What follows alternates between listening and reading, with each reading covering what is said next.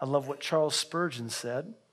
Thus was the promise of God kept to the letter. The peril was great, but all were saved from death. God never did forfeit his word, and he never will. It is nothing more than right that we should, without wavering, believe his promises. And if we do, our lives will be free from care, and we shall have daily cause for rejoicing. This day may unbelief be cast out, and may childlike confidence rule our spirits.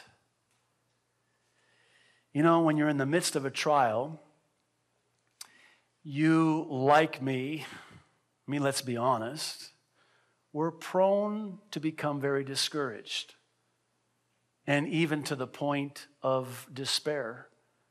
And many of us in those trials of life, those storms of life, will even have a crisis of faith, beginning to doubt the promises of God. And we find ourselves prone to unbelief.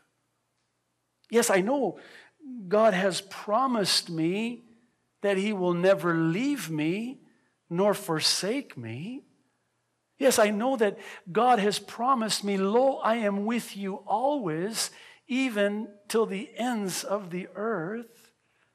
Yes, I know that God has promised me that all things will work together for the good to them that love God and are called according to the purpose. And we can just go on and on down the list of some 3,000 promises in the pages of Holy Writ and say, yeah, I know, this is what God's promised me, like Paul, that I'll make it to my final destination.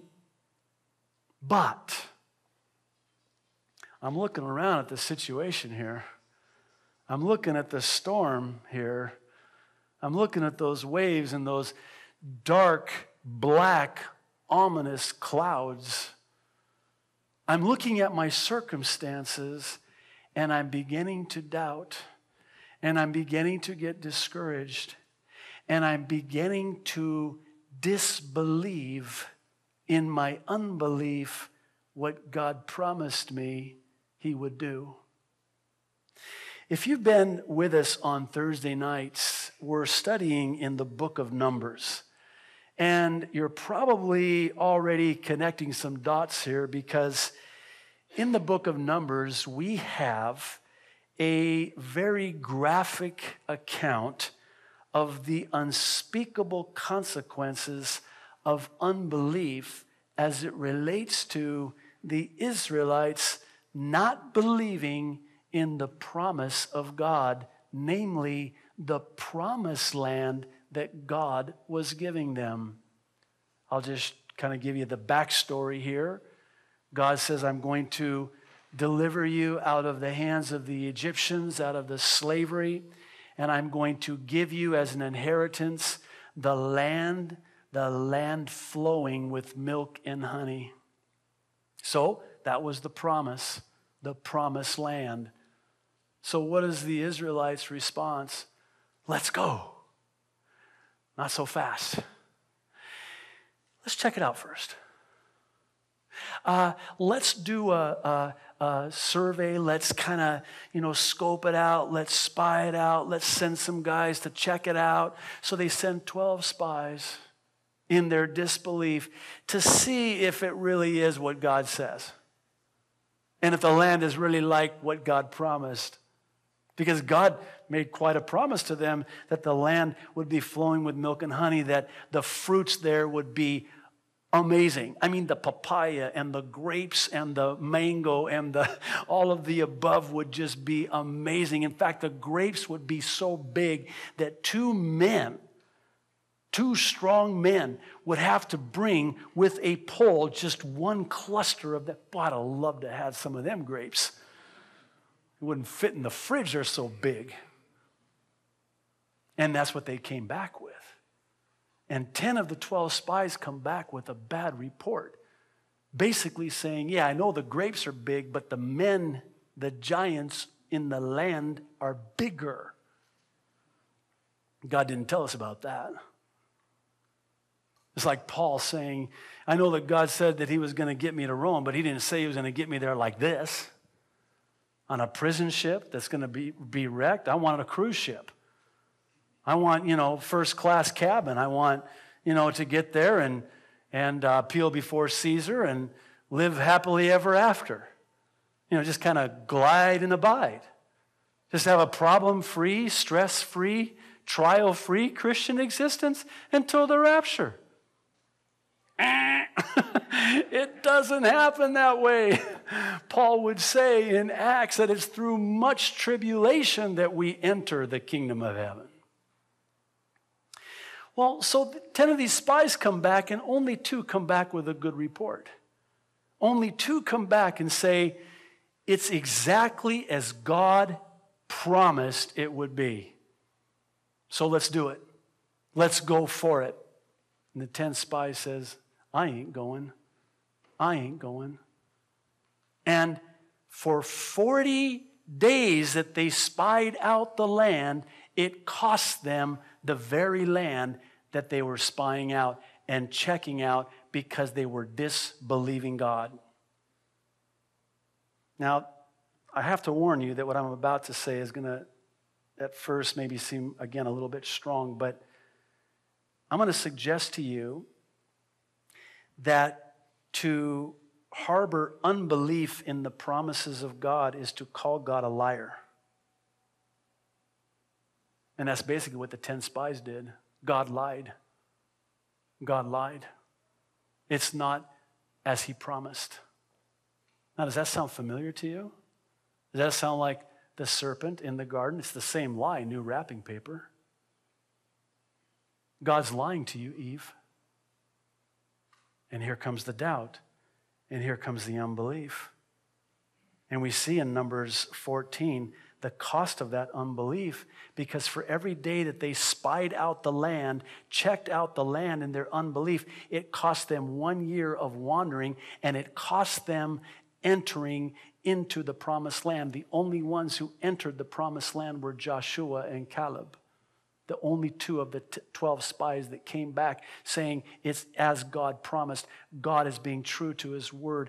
God did not lie to us like they are telling you. Yes, there are giants in the land, but God will give us the victory. See, the promised land for the Christian does not represent in typology heaven. It represents the promises of God.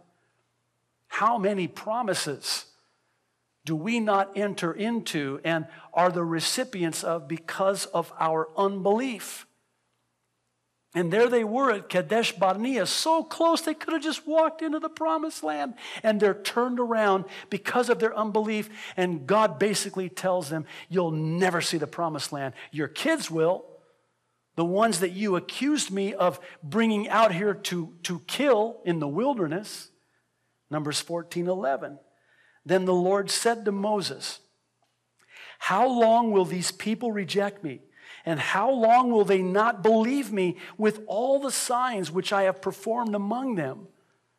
In other words, I parted the Red Sea for them. They walked on dry ground. I delivered them out of slavery, all they've ever known. Many of them, if not all of them, were born into slavery. That's all they've ever known. And I delivered them out of slavery, and I defeated their enemies for them. I can bring sweet water out of bitter. I can bring water out of a rock. I can do anything. And they won't believe me. And in their unbelief, they're calling me a liar, and they're accusing me of bringing them into the wilderness so that I'll kill them. That's what they did.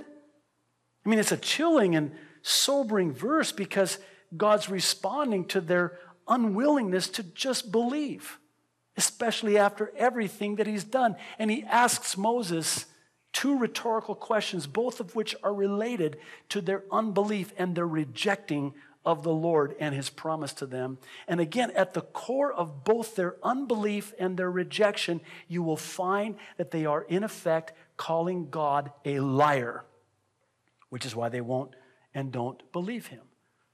Have you ever thought of it that way?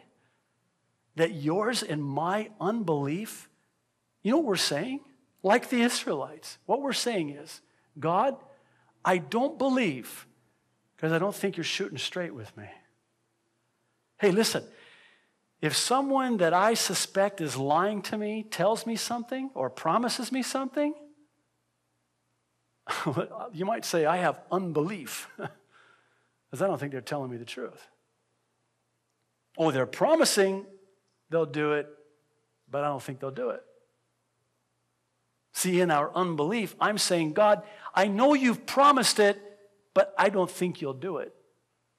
I don't think the promised land is as you promised the land would be. They don't believe God, which is why they reject God and actually make a lying accusation against God. Do you realize that whenever you and I, in our disbelief, don't trust and believe in the promises of God, that we are doing what Satan wants us to do? He's the father of lies, the accuser of the brethren, and the author of confusion. The writer of Hebrews says, "See to it, brothers, that none of you has a sinful, unbelieving heart that turns away from the living God, but encourage one another daily as long as it is called today, so that none of you may be hardened by sin's deceitfulness. We have come to share in Christ if we hold firmly till the end the confidence we had at first. As has just been said, today, if you hear his voice, do not harden your hearts as you did in the rebellion. Who were they who heard and rebelled? Were they not all those Moses led out of Egypt? And with whom was he angry for 40 years? Was it not with those who sinned, whose bodies fell in the desert, and to whom did God swear that they would never enter his rest, if not to those who disobeyed? So we see that they were not able to enter because of their unbelief." There's an account in the Gospel of Mark, chapter 9, verses 15 through 24, and I won't, in the interest of time, read it. I would encourage you, though, in your own personal devotions, to read this account of this dad who has a son who's demon-possessed. And, terrible. I mean, just a horrible demonic oppression. And the disciples couldn't, cast out the demons, so he brings him to Jesus and says to Jesus, "Please help me. I mean, the demons throw him into the fire and he gets burned and they're trying to kill him. And please take pity on us and help us." And he says, "If you can." If you can? And I love Jesus' response. "Everything is possible for him who believes." Immediately the boy's father exclaimed, "I do believe. Help me overcome my unbelief." Now I want to close this way because there is this notion that we have bought into as Christians, and we have equated discouragement with disbelief. Listen, Paul's discouraged, but he's not harboring an attitude of disbelief. He believes God, but he's still discouraged. See, I think what's happened is we've been duped into thinking that when the trials are difficult and the circumstances are hard and the storms are fierce, that we must not be in the will of God, and we begin to doubt, and our faith in God wavers, and we have a crisis of faith, and we start wondering, yeah, I know God promised me this, but it doesn't look like it's going to be as God promised. See, and I think the danger is that just because you're going through extreme difficulty, you're going through that Jobian experience, and you're at rock bottom, it does not mean that you're not in the will of God. You can be in the midst of the most severe circumstances and the most difficult and painful trial and still be right smack in the middle of God's will for your life. He will get you to